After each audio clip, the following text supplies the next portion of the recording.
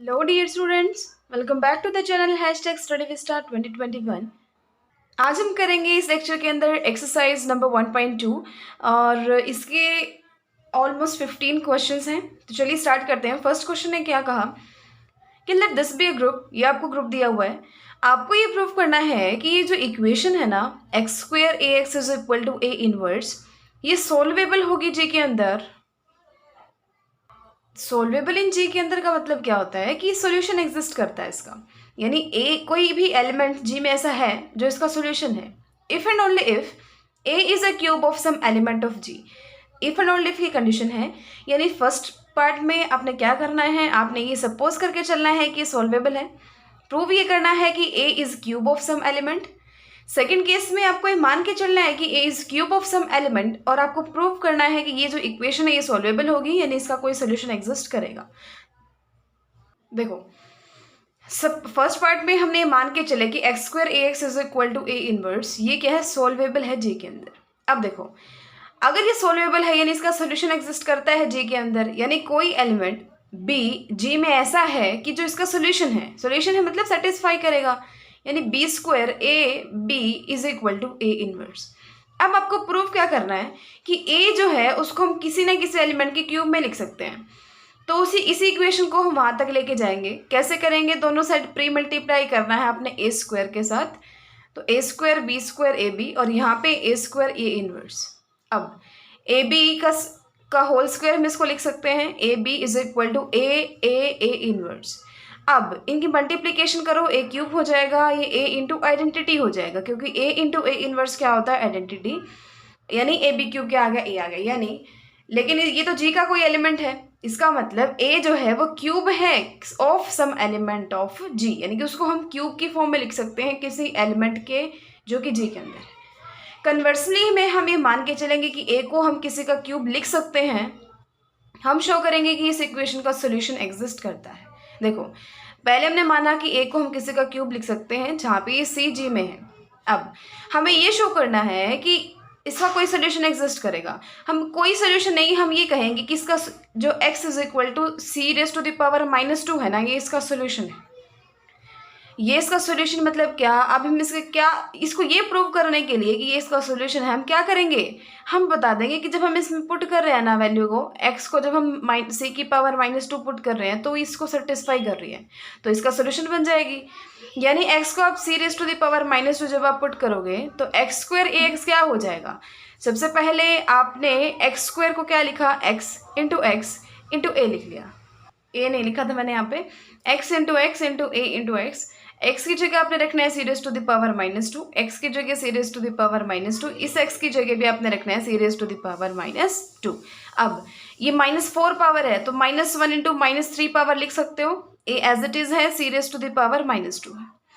अब आपने क्या किया, यहाँ पे A is equal to C cube था ना, तो ए इनवर्स क्या होगा, C raise to the power -3, तो C raise to the power -3 की जगह इसने रख दिया ए इनवर्स, तो हम रख सकते हैं सी इनवर्स ए और सी रेस टू द पावर -2। अब ए इनवर्स इंटू ए क्या होता है, आइडेंटिटी, हटा दिया, आइडेंटिटी लिखा और फिर किसी की भी आइडेंटिटी के साथ मल्टीप्लाई करते हो तो वो सेम एज इट इज आ जाता है।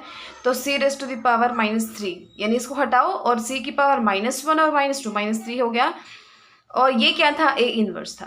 तो यही तो इक्वेशन थी, हमने इसमें पुट किया और राइट हैंड साइड आ गई, left hand side right hand side के इक्वल आ गई जब हम एक्स को ये पुट कर रहे हैं, तो इसका मतलब ये सोल्यूशन बन रहा है। ठीक है, दोनों पार्ट हमने यहाँ पे प्रूव कर दिए। सेकेंड क्वेश्चन क्या कहता है आपको कि अगर जी कोई फाइनाइट ग्रुप है तो कोई ना कोई पॉजिटिव इंटीजर एग्जिस्ट करता है, किस टाइप से कि ए की पावर के आइडेंटिटी के इक्वल हो जाएगी for all A belongs to G, यानी जी के हर एलिमेंट के लिए ऐसी पॉजिटिव पावर के ज़रूर एग्जिस्ट करती है कि उसके जब हम के पावर करेंगे ना वो किस चीज़ के इक्वल हो जाएगी, आइडेंटिटी के इक्वल हो जाएगी। इसके लिए आपने सबसे पहले क्या किया, ए कोई एलिमेंट लिया इसका। अब जी जैसा कि ग्रुप है तो ए है, तो ए और ए इनकी मल्टीप्लाई भी इस जी में होगी जो क्या है, ए स्क्वायर है। उसी टाइप से ए क्यूब भी इसके अंदर होगा, क्लोजर प्रॉपर्टी से ना। क्लोजर प्रॉपर्टी क्या कहती है, कोई दो एलिमेंट अगर जी में है तो उनके ऊपर ऑपरेशन लगाओगे तो वो भी इसी में जाएगा। अब ए और ए उसके दो एलिमेंट हैं, उनके ऊपर आपने ऑपरेशन लगाया यानी ए स्क्वायर बन गया, वो भी जी में जाएगा। ए स्क्वायर को एक एलिमेंट मान लो, ए को एक एलिमेंट मान लो, इन दोनों में ऑपरेशन लगाया, ए क्यूब आया वो भी जी में जाएगा, एंड सो ऑन। इसका मतलब ये सारे के सारे जी के ही एलिमेंट हैं। इतना तो पता चला हमें। आगे देखिए, आगे जैसा कि जी फाइनाइट है तो there must be repetitions in above collection of elements. ये हम पहले बता चुके हैं, एग्जाम्पल में भी हमने किया था कि ये तो इनफाइनाइट तक जा रहे हैं और हम कह रहे हैं ये जी के एलिमेंट है। ऐसा हो कैसे सकता है? हाँ, जी तो हमने फाइनाइट लेके चले, इन्होंने दिया हुआ है, और आप बोल रहे हो कि इसमें इनफाइनाइट एलिमेंट्स हैं। अगर इनफाइनाइट एलिमेंट्स है तो ये इनफाइनाइट हो जाता। इसका मतलब ये जो इन्फिनिटी तक नहीं जा रहा, कहीं ना कहीं ये सीरीज सीक्वेंस रुक रही है, स्टॉप हो रही है, और उसके बाद के जितने भी एलिमेंट है ना वो रिपीट हो रहे हैं। इन्हीं में से कोई ना कोई है। जैसे ये आए है तो इन्फिनिटी तक, यानी कि एक ऐसा स्लॉट है, ये हो गए फिर दोबारा फिर ये आए, फिर दोबारा फिर ये है तो इन्फिनिटी तक, लेकिन इसके एलिमेंट तो कुछ फाइनाइट ही है। ठीक है, जैसा कि जी फाइनाइट है तो इसमें इनफाइनाइट नंबर ऑफ एलिमेंट्स नहीं हो सकते। इसका मतलब कहीं ना कहीं ये स्टॉप हो रही है ये सीक्वेंस, और चीज़ें रिपीट होनी स्टार्ट हो रही हैं, एलिमेंट्स रिपीट होने स्टार्ट हो रहे हैं। इसका मतलब कोई ना कोई, अब मैंने बताया कि रुक रहे हैं और इक्वल हो रहे हैं एक दूसरे की, यानी कि जो बाद वाले हैं ना वो पहले वाले किसी न किसी के इक्वल है, यानी कोई ना कोई ए की पावर एम ए की पावर एन की इक्वल है। ठीक है, अब आपने दोनों साइड पोस्ट मल्टीप्लाई कर दिया ए की पावर माइनस एन से, ए की पावर एम ए की पावर माइनस एन ए की पावर एन ए की पावर माइनस एन। ये तो हो गया आइडेंटिटी, क्योंकि ए की पावर इकट्ठा कर लो एन माइनस एन, तो ए की पावर 0 जो कि आ गई 1, और 1 क्या होता है? आइडेंटिटी होता है, यानी ए की power M minus N identity आ गया। अब आपको पता है, आपको प्रूफ क्या करना है कि ए की कोई पावर के आइडेंटिटी के इक्वल आएगी, लेकिन ये एम माइनस एन पावर आ गई तो उससे क्या फ़र्क पड़ता है? एम माइनस एन को के मान लो, यानी कोई ना कोई पॉजिटिव इंटीजर के एग्जिस्ट करता है such that a raise to the power के किस चीज़ के इक्वल है? आइडेंटिटी के इक्वल है for all A belongs to G, क्योंकि हम तो आर्बिट्रेरी मान के चले थे ना, और ये उसके लिए आ गया। इसका मतलब ये हर किसी ए के लिए इट इज ट्रू। यहाँ पे क्या है? In a group show that identity element is the only element of order 1। कोई भी ग्रुप है उसमें सिर्फ आइडेंटिटी ही ऐसा एलिमेंट होगा जिसका ऑर्डर क्या होगा? 1 होगा। तो देखो, जे ग्रुप है, ई उसकी आइडेंटिटी है। अब आपने मान लिया ए उसका कोई अनदर एलिमेंट है जिसका ऑर्डर 1 है। ठीक है, ए आपने प्रूव क्या करना है? सिर्फ आइडेंटिटी का ही ऑर्डर 1 हो सकता है। हम मान के चलते हैं कोई एलिमेंट ए है जिसका ऑर्डर 1 है।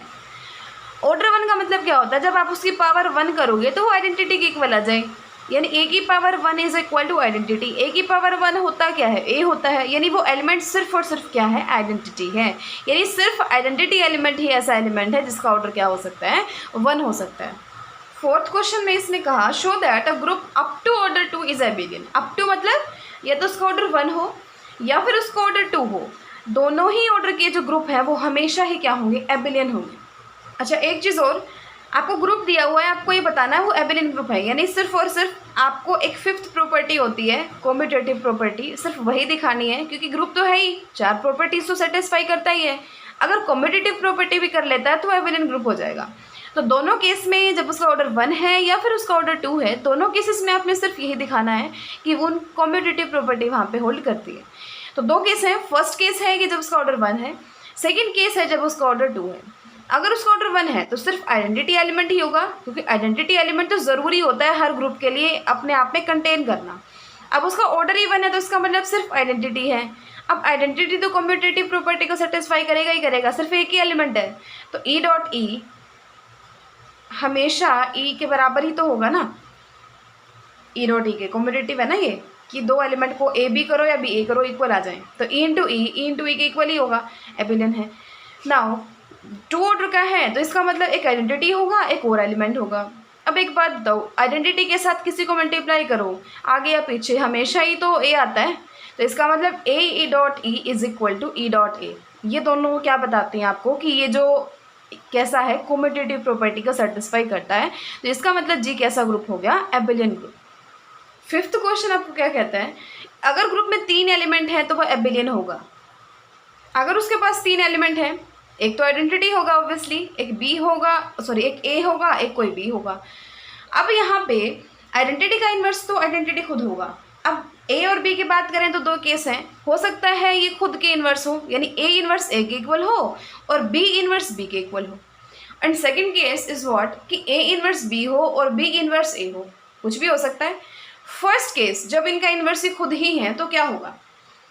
आपको क्या दिखाना है कि ये क्या होगा, एबिलियन ग्रुप होगा। एबिलियन मतलब ए बी और बी ए इक्वल आएंगे। कैसे करोगे, अब ए और बी तो जी का एलिमेंट है, तो ए बी भी जी का एलिमेंट होगा ना, तो ए बी भी क्या होगा, जी का एलिमेंट होगा। And every element of G has its own inverse. क्यों, 3 एलिमेंट हैं, ई का इनवर्स भी वो खुद है, ए का इनवर्स भी वो खुद है, बी का इनवर्स भी वो खुद है। इसका मतलब इस सेट के जितने भी एलिमेंट है ना, सारे खुद का ही इनवर्स हैं। और ए बी भी उसका ही कोई एलिमेंट आया है, तो इसका मतलब ए बी भी खुद का इनवर्स है। अब इसको आप ओपन कैसे करते, इसका इनवर्स ये खुद है, ए बी का इनवर्स ए बी ही है। अब इसको ओपन कैसे करते हो आप, बी इनवर्स ए इनवर्स करते हो, is equal to a b. अब बी तो क्या, बी इनवर्स क्या था, बी था, ए इनवर्स क्या था, ए था, तो b a is equal to a b, तो ये एबिलियन ग्रुप हो गया। सेकेंड केस क्या कहता है, जब ए इनवर्स बी हो और बी इनवर्स ए हो। अगर ऐसा है तो इनवर्स वाली प्रॉपर्टी लगाओ, अगर ये दोनों एक दूसरे का इनवर्स है तो क्या होगा, a b into, a b को हम क्या लिख सकते हैं, बी की जगह ए इनवर्स कर दो, तो ए इनवर्स जो कि आइडेंटिटी है, और बी ए भी क्या होगा, आइडेंटिटी होगा। ए भी आइडेंटिटी के इक्वल आ गया इनवर्स वाली प्रॉपर्टी से, और बी ए भी आइडेंटिटी के इक्वल आ गया। अब identity left right hand side जब सेम है तो लेफ्ट हैंड साइड भी तो सेम होगी ना, तो A B is equal to B A. इसका मतलब जी कैसा है, एबिलियन ग्रुप है। 6th क्वेश्चन क्या कहता है, prove that a group with G is abelian. Abelian है if every element of G except identity element is of order 2। Identity को छोड़ के अगर उसमें जितने भी एलिमेंट हैं, अगर उन सब का ऑर्डर 2 है तो वो एबिलियन होगा ही होगा। आपने मान लिया कि जी ग्रुप है और ए और बी इसमें जी के कोई 2 एलिमेंट हैं। किस टाइप से कि दोनों आइडेंटिटी के इक्वल नहीं है, इसने बोला था ना आइडेंटिटी को छोड़ के, तो ये आइडेंटिटी के इक्वल नहीं है। अब ए स्क्वायर अगर आप करो तो आइडेंटिटी आ रहा है, और बी स्क्वायर अगर आप करो तो आइडेंटिटी आ रहा है। ये हम इन्होंने दिया था कि कोई 2 एलिमेंट हैं, अगर उनका ऑर्डर 2 है, यानी उनका स्क्वायर आइडेंटिटी आ रहा है दोनों का, तो वो जो ग्रुप होगा वो एबिलियन होगा। एबिलियन प्रूव करने के लिए आपको ये प्रूव करना पड़ेगा ना, b dot a is equal to a dot b. अब ए बी अगर जी में है तो उनकी मल्टीप्लिकेशन ए डॉट बी भी जी में होगी क्लोजर प्रॉपर्टी से। अब लेकिन इसने तो ये कहा ना कि उसके जितने भी एलिमेंट है सबका ऑर्डर 2 है, और ये भी उसका एक एलिमेंट आ रहा है, तो इसका मतलब इसका ऑर्डर भी 2 होगा, यानी इसकी स्क्वायर आइडेंटिटी होगा। अब इसको ओपन कर लो, इसका स्क्वायर मतलब क्या है, इसकी 2 बार मल्टीप्लाई, यानी A B A dot B और is equal to identity into identity. ये हमने अपनी तरफ से लिख लिया, तो सेम ही बात है ना, लिख सकते हैं। अब ए बी डॉट ए बी, अब इसको और क्या लिख सकते हो आप, ए dot a into b dot b. क्योंकि ए स्क्वायर आइडेंटिटी है, और ए स्क्वायर को क्या लिख सकते हो, ए डॉट ए। तो ई की, इस ई की जगह इसने लिख दिया ए डॉट ए, और इस ई की जगह इसने लिख दिया बी डॉट बी। ठीक है, अब क्या करोगे आप, कैंसिलेशन लो। क्या कहता है, अगर सेम सेम है, ये ए है इधर भी ए है, इसको काट दो, इधर पीछे बी है इधर बी है, इसको काट दो, तो बी डॉट ए किस चीज़ के इक्वल आ गया, ए डॉट बी के। यही क्या बताता है आपको जी कैसा है, एबिलियन।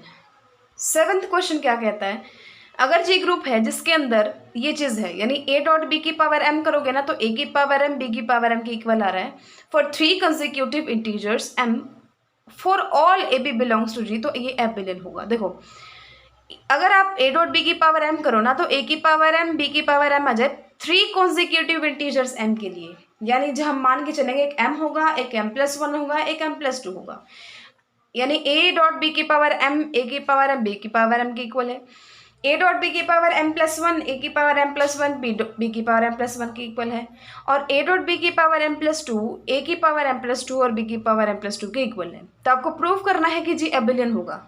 जो मैंने अभी आपको बताया था वही मैंने लिखा हुआ है कि इनकी पावर है, एम रखोगे तो भी सेटिस्फाई है, एम प्लस 1 रखोगे तो भी सेटिस्फाई है, एम प्लस 2 रखोगे तो भी सेटिस्फाई है। अब आप इसकी पावर एम प्लस 2 को क्या लिख सकते हो, ए डॉट बी की power M plus 1 into a dot b. अब इसको यहाँ पे ओपन कर दो इस इक्वेशन से, तो इसकी जगह आप क्या लिख सकते हो, ए की पावर एम प्लस 2 बी की पावर एम प्लस 2, और इसे इसकी जगह क्या लिख सकते हो, ए की पावर एम प्लस 1 बी की पावर एम प्लस 1 और a dot b as it is. Next step में हम क्या करेंगे, ये एम प्लस 2 पावर है ना, इसको ओपन कर लेंगे, ए डॉट ए की पावर एम प्लस 1 कर लेंगे, ऐसे इसको ओपन कर लेंगे, बी की power M plus 1 into B, यहाँ भी इसको ओपन कर लेंगे, A into A raise to the power M, और यहाँ पे भी ए बी की पावर एम इंटू बी। देखो ऐसे ओपन किया इसको, और इनको भी हमने क्या कर लिया, ओपन कर लिया, और ए डॉट बी हमारा एज इट इज़ था ही।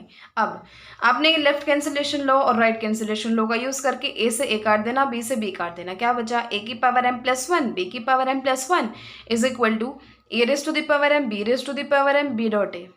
अब इसको आप क्या लिख सकते हो, ए बी की पावर m प्लस वन लिख सकते हो इक्वेशन नंबर 2 से, और ये एज इट इज़ है। अब इसको क्या लिख सकते हो आप, इसकी पावर m इंटू इसकी पावर 1, यही तो है, और इसको क्या लिख सकते हो, ए डॉट बी की पावर m बी डॉट ए।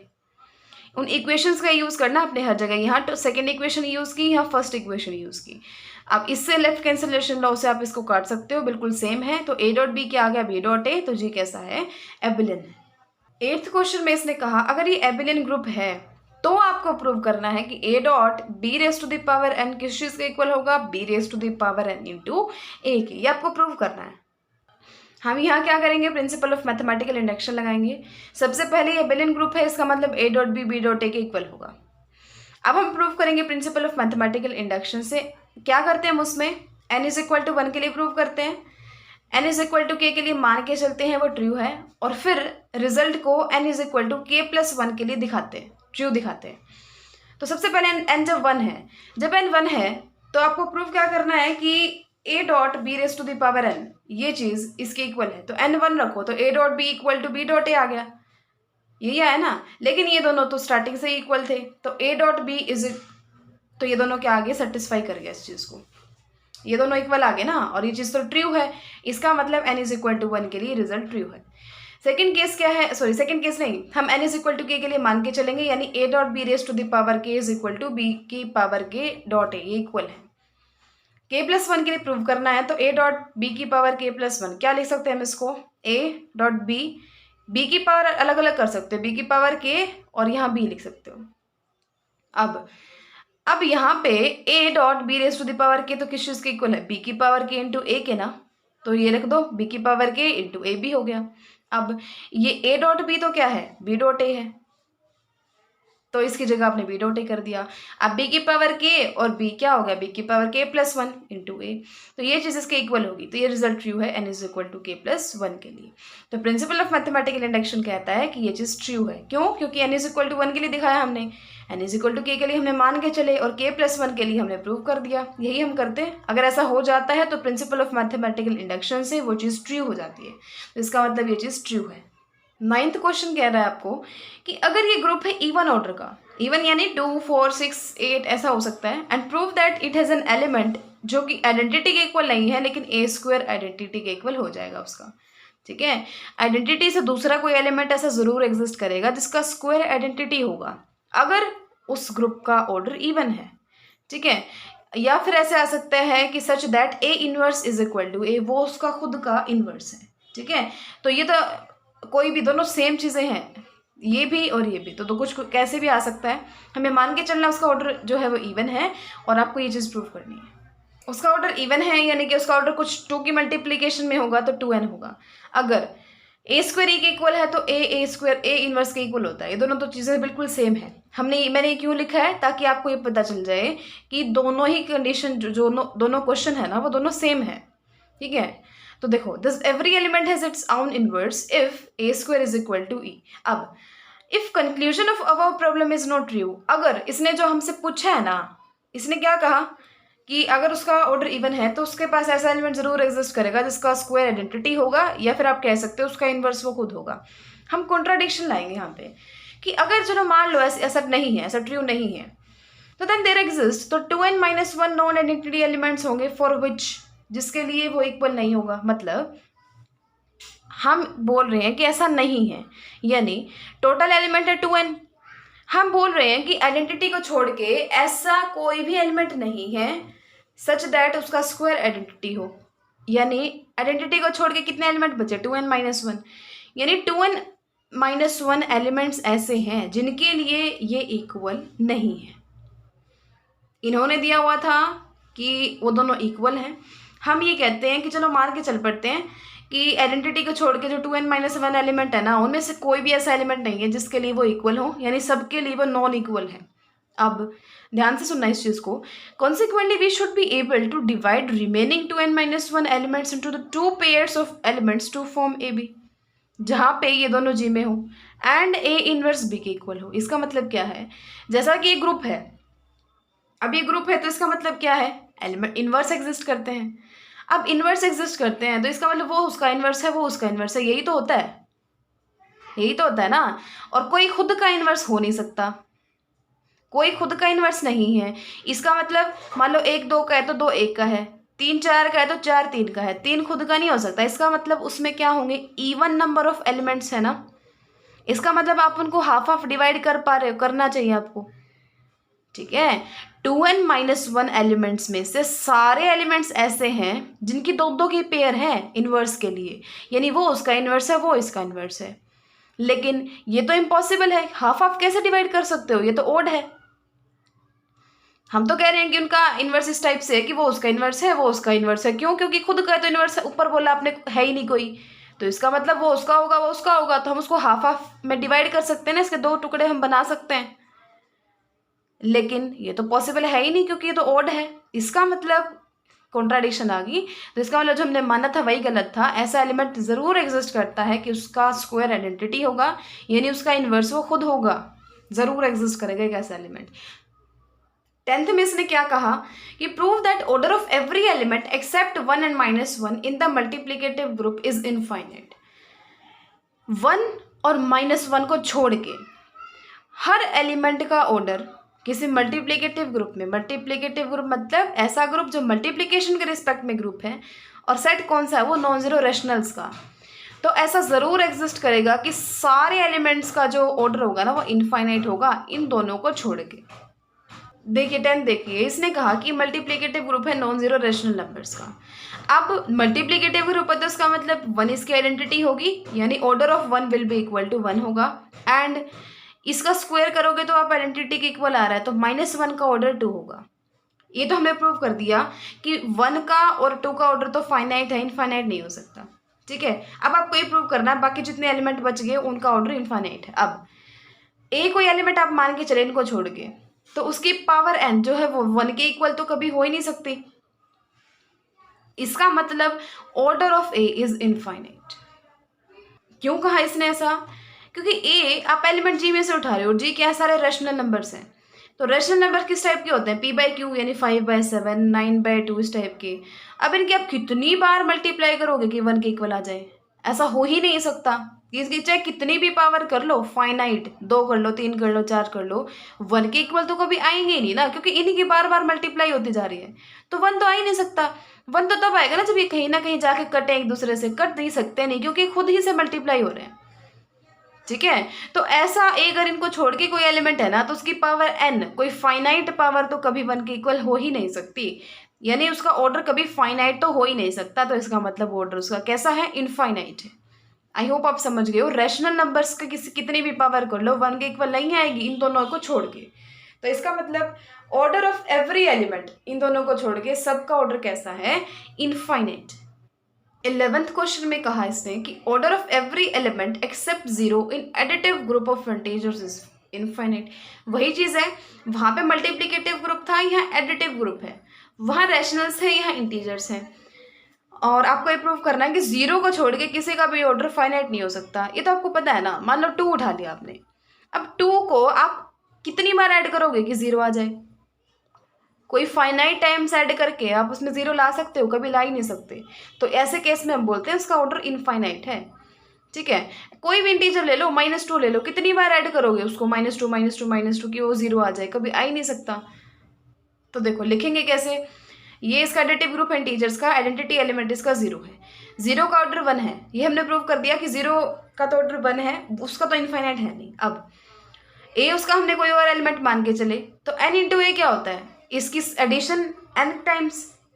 क्या ये कभी 0 के इक्वल हो सकता है, ए कोई नॉन जीरो एलिमेंट है, उसको कितनी बार ऐड कर लो कभी 0 के इक्वल आ सकता है, वो कभी नहीं आ सकता। इसका मतलब इसका ऑर्डर कैसा है, इनफाइनाइट है। Order of A is infinite and thus order of every element except 0 in additive group of integers is कैसा है, infinite। 12th क्वेश्चन में आपको क्या प्रूव करना है कि अगर A और B दो एलिमेंट हैं ग्रुप G के, तो ये चीज़ वहाँ पे होल्ड करेगी। कैसे करेंगे हम इसको, प्रिंसिपल ऑफ मैथमेटिकल इंडक्शन से।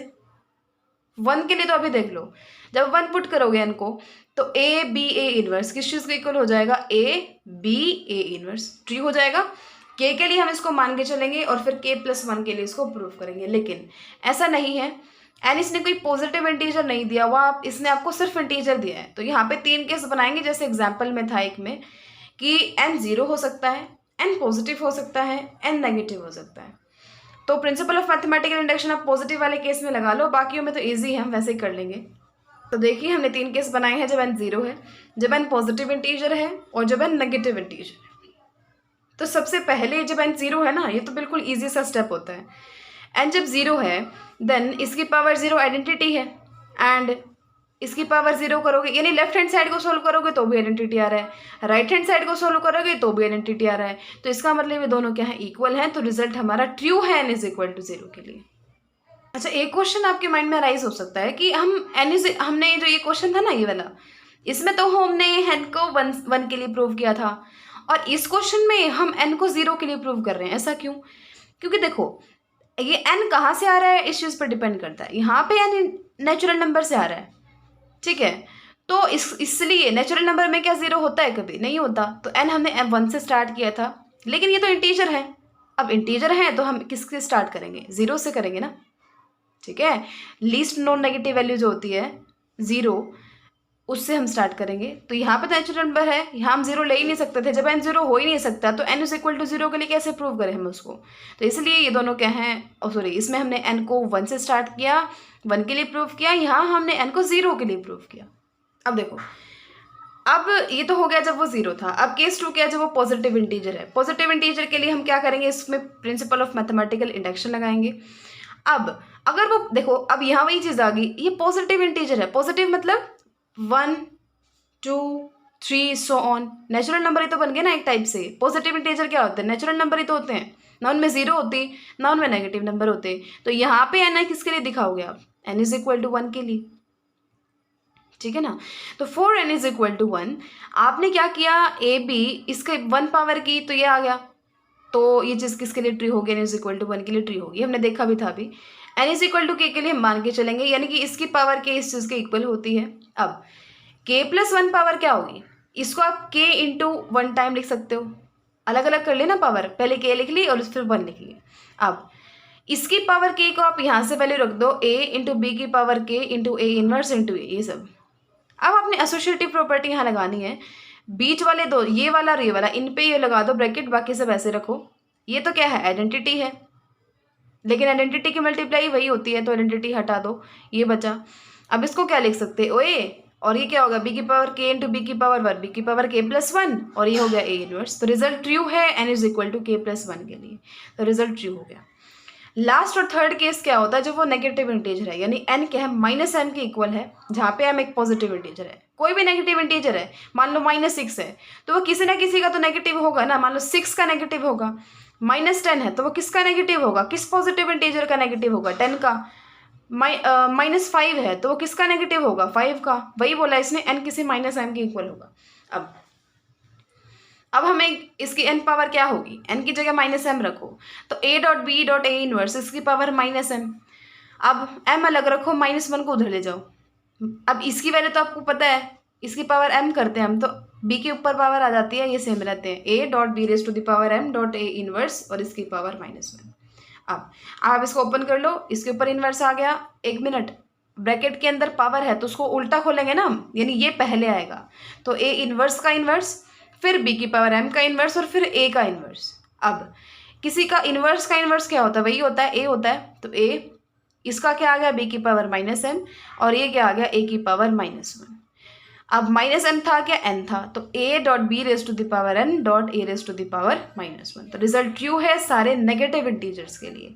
हमने n इज इक्वल टू 0 के लिए प्रूव किया, n को पॉजिटिव इंटीजर के लिए प्रूव किया, n को नेगेटिव इंटीजर के लिए प्रूव किया, तो रिजल्ट ट्रू हो गया इंटीजर n के लिए। 13th क्वेश्चन में इसने कहा, अगर ये कोई एलिमेंट है ऑर्डर n का and p is prime to n, तो a की पावर p का भी ऑर्डर क्या होगा? n के इक्वल होगा। अगर आपने इससे पहले वाली वीडियो देखी है तो आपको पता है कि हमने ये चीज़ की हुई है पहले, कि अगर a का ऑर्डर है n और p और n प्राइम है एक दूसरे के, यानी कि उनकी GCD 1 है, तो क्या होगा? ऑर्डर जो है ए की पावर पी का और ए का इक्वल होगा। ये लास्ट एग्जाम्पल ही हमने किया था, ये किया था हमने कि इसका लेस देन इक्वल टू होगा और ये इनकी जीसीडी के इक्वल होगा। और फिर लास्ट में इसकी कोरोलरी हमने की थी कि जब इफ़ दीज आर को प्राइम का मतलब क्या होता है, इनमें कोई कॉमन नहीं है, या फिर आप कह सकते हो दिस इज प्राइम टू के, या फिर K is prime to N, same बात है, यानी इनकी जीसीडी 1 है। तो अगर उनकी जीसीडी 1 हो जाती है तो ये दोनों इक्वल हो जाते हैं। तो आपको करना क्या है, यही एग्जाम्पल बिल्कुल सेम करना है, स्टार्टिंग से लेके यहाँ से लेके स्टार्टिंग से लेके और बिल्कुल लास्ट तक। इसका एक्सप्लेनेशन मैं दे चुकी हूँ पहले एग्जाम्पल में, इससे पहले वाले लेक्चर में, लास्ट में यही किया था हमने। ये करना आपको, और यहाँ तक करके फिर आपने लास्ट में कहना है कि जैसा कि इन्होंने दिया हुआ है कि एक दूसरे के प्राइम है ये, यानी को प्राइम है, यानी इनमें कुछ भी कॉमन नहीं है, यानी जीसीडी 1 है, तो इसमें 1 रख दो, तो इसका ऑर्डर और इसका ऑर्डर दोनों का सेम आ जाएगा। बस यहाँ पे आप के लेके चल रहे हो, यहाँ पे इसने पी दिया हुआ है, ठीक है। एग्जाम्पल की वजह से कर सकते हो, थोड़ा मैंने किया भी है, देखो मैं दिखाती हूँ, थोड़ा सा ये छोटा हो जाएगा आपका इससे। इसका ऑर्डर एन है तो इसकी पावर एन ई होगी, दोनों साइड किया मैंने वही है, पी पावर कर दो, इधर भी पी पावर कर दो, तो ए की पावर एन पी होगी। अब पहले एन अंदर था, पी अंदर ले लो, एन बाहर ले लो। अब किसी भी चीज़ का ऑर्डर एन आइडेंटिटी है तो उसका order less than equal to उस पावर के, यानी एन के इक्वल होगा। अब K be the order of element A raise to the power P, A raise to the power P का अपने ऑर्डर मान लिया के है, तो के का ऑर्डर इसकी जगह रख दो, तो के का order less than equal to N होगा, बिल्कुल वही है। इनकी जीसीडी 1 है तो ऐसे दो एलिमेंट k1 k2 एग्जिस्ट करेंगे कि इसके मल्टीप्लाई k1 के साथ और p के मल्टीप्लाई k2 के साथ 1 होगी। अब a को आप क्या लिख सकते हो की पावर 1, यानी 1 की जगह आप वैल्यू रखो n की पावर k प्लस p की पावर k2, इनको अलग अलग कर सकते हो। अब a की पावर n इंटू k1 और a की पावर p इंटू k2, लेकिन a की पावर n तो क्या है, आइडेंटिटी है, तो सिर्फ ये बच गया a की पावर p k2, यानी a और ये दोनों इक्वल हैं। अब a की पावर k निकाल लो, अब a की पावर k मतलब इसकी पावर k, देखो अब इसकी तीन पावर है ना, 3 लेयर बनानी है आपने, a की पावर p फिर उसकी k और फिर उसकी k2, लेकिन a की पावर p तो किस चीज़ की इक्वल था, एक मिनट, a की पावर p का जो ऑर्डर था वो कितना था, k था, तो a की पावर p का जब आप k पावर करोगे तो वो क्या आएगा, आइडेंटिटी, तो सिर्फ आइडेंटिटी की पावर k2 रहेगी, वो क्या होगा, आइडेंटिटी। यानी a की पावर k किस चीज़ के इक्वल हो रही है, आइडेंटिटी के इक्वल हो रही है। इसका मतलब क्या हुआ कि जो इसका ऑर्डर है ना वो लेस देन इक्वल टू होगा किसके, k के, ठीक है। और इसका ऑर्डर है क्या, n, यानी n is less than equal to k, n is less than equal to k। और पीछे हमने किया था कि k is less than equal to n, तो इसका मतलब ये दोनों इक्वल हैं, n is equal to k, और n था क्या, ऑर्डर ऑफ a, और k क्या था हमारा, order of a raise to the power p। तो हमें प्रूव तो सिर्फ इतना ही करना था ना कि इसका ऑर्डर n होगा, किसका, ऑर्डर ऑफ p, a की पावर p का जो ऑर्डर है ना हमने मान के चले थे वो k है, लेकिन ये दोनों इक्वल हैं तो इसका ऑर्डर क्या आ गया, n आ गया, यही आपको प्रूव करना था। देखो ये चीज़ हम काफ़ी अच्छे से समझ चुके हैं, एग्जाम्पल्स के अंदर सबका आपको ऑर्डर निकालना है, यानी इनको कितनी बार ऑपरेट करो कि वही सेम आ जाए, ठीक है।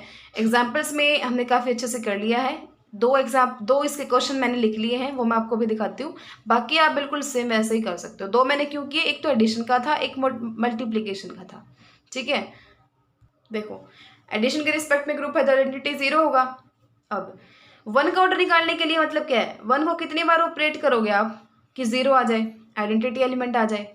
2 बार ऑपरेट किया तो 2 आया, 3 बार ऑपरेट किया तो 4 आया, 4 बार किया तो 4 आया, 5 बार किया तो एडिशन इसका कितना होगा, क्या होता है एडिशन मॉडल ऑफ 5, यानी इनको ऐड करो और उसको फिर 5 से डिवाइड करो तो रिमाइंडर क्या आया। अब इनको 5 बार ऐड करोगे क्या आएगा 5, उसको 5 से डिवाइड करो, रिमाइंडर क्या आया 0, तो इसका मतलब इसकी 5 पावर करने पे 0 आ रहा है, तो इसका ऑर्डर है 5। 2 का निकाल लो, 2 का कैसे निकालेंगे, इसका पावर 1 कर रहे हो तो 2 ही है, 2 पावर कर रहे हो तो 4 है, 3 पावर कर रहे हो तो 1 कैसे, जब आप 3 पावर करते हो यानी इसको 3 बार आप ऐड कर रहे हो तो क्या आया 6 को जब 5 से डिवाइड करते हो तो रिमाइंडर क्या आएगा 1, तो 1 आया। ऐसे ही 3 आ गया, लेकिन 5 पावर करते ही 0 आ गया, अच्छे से डिवाइड हो गया, क्यों, क्योंकि 5 बार इसको ऐड करने से 10 आया, तो 10 को 5 से डिवाइड करोगे तो रिमाइंडर क्या आएगा 0, तो order of 2 is equal to 5। ऐसे आप ऑर्डर ऑफ 3 निकाल सकते हो, 5 आया, ऑर्डर ऑफ 4 निकाल सकते हो, 5 आ गया, और ये सारे निकाल सकते हो। बी में मल्टीप्लिकेटिव ग्रुप है, मल्टीप्लिकेशन मॉडल ऑफ 5 के रिस्पेक्ट में, तो आपको सबका ऑर्डर निकालना है। एलिमेंट तो यहाँ पे आइडेंटिटी एलिमेंट तो 1 ही है, यानी कि उनकी कितनी पावर करो कि 1 आए, 2 पावर की तो मल्टीप्लाई किया 4 को 5 से डिवाइड किया तो रिमाइंडर तो 4 ही आया। 3 बार यानी इसको 3 बार मल्टीप्लाई किया 8 आ गया। 8 को 5 से डिवाइड करोगे तो रिमाइंडर कितना आएगा 3, ठीक है।